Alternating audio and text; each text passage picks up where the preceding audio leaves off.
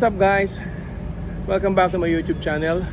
And today, tapos na tayong mag-practice. Ngayon, nandito tayo sa rooftop para magdilig ng aking mga halaman.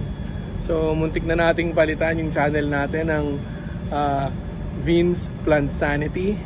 Dahil wala tayong ganong ride, so wala tayong magawa sa bahay. And sinubukan kong magtanim. Yung mga gamit nating mga lemons, kinuha ko yung mga buto. Kinuha ko yung mga buto ng mga sile, ng kamatis. Sinubukan ko lang itanim. And walang masyadong arte. Bumili ako ng lupa. Kumuha ko ng mga lumang mga pwedeng pagtaniman. Itinanim ko lang, tapos tinabunan ko ng lupa, diniligan ko, nilagay ko rito sa rooftop. So mamaya papakita ko sa inyo yung mga tanim natin. Pero ngayon, gagawa tayo ng pandilig. Okay? So ito, i-start na tayong gumawa ng pandilig. Alright.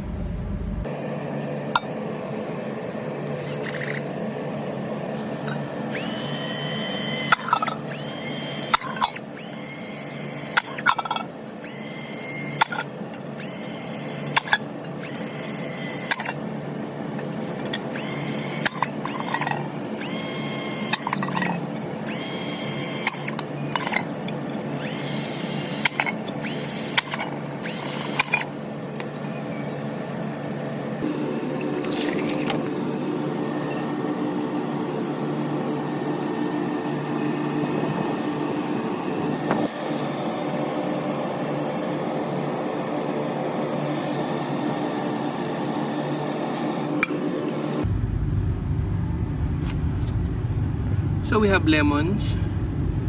Ito yung lemon natin. Almost a month. And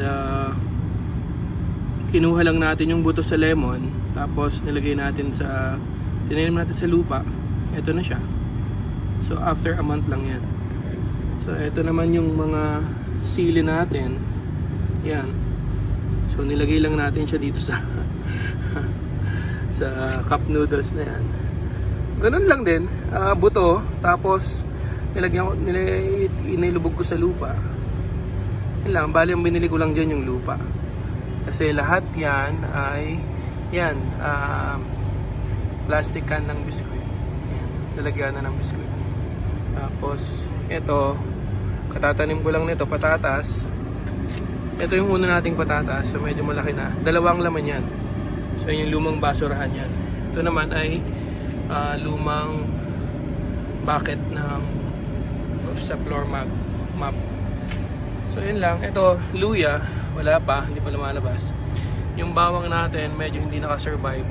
At saka yung tomato, yan, medyo natuyo.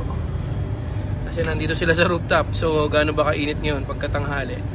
Syempre mainit. Pero nakasurvive yung sili natin tsaka lemon eh. Ibig sabihin baka mayroon lang problema yung sa tomato natin at yung bawang. Yan. So yun lang muna ngayon. And tapos na tayo magdilig. Meron pa nga pala akong orange dun sa baba. Sinubukan kong kumuha ng 4 na buto ng orange. And then itinanim natin. Tumubo naman. 4 din sila tumubo.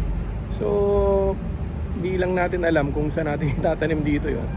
Pero marami nga tayong lemon, marami tayong oranges. Pero hindi natin alam kung gusto nyo, kung may gusto, PM nyo lang ako para ibigay ko sa inyo yung ibang lemons tsaka yung orange na yon. Pero medyo maliit pa yung orange, so susubukan muna natin palakihin para So yun lang mga pa-jack, hanggang sa muli. At maraming salamat sa mga additional subscribers natin. So sa patuloy na tumatangkilik sa channel natin. And huwag natin kalilimutan, crank it up, ride safe, and enjoy. Ingat tayo lagi. Peace.